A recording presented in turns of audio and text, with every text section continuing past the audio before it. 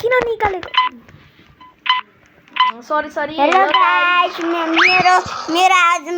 आज स्केटिङ खेल्न जाँदैछु आज म यस्तो कडा स्केटिङ हान्छु अब सबै पिछिन छोडेरै जानुपर्ने बेला भयो हेलो गाइस म पनि मेरो भाइसँग खेलिरहेको छु यो हो मेरो दादा अहिले भर्खर बोल्ने मेरो दादा हो अब स्नोम्यानदेखि पनि अब टक्कर नहानिकन फेरि जान्छु गाइस अब म फेरि लडे अब म कहिले पनि यस्तो सम्बन्धमा हात उठाउँछु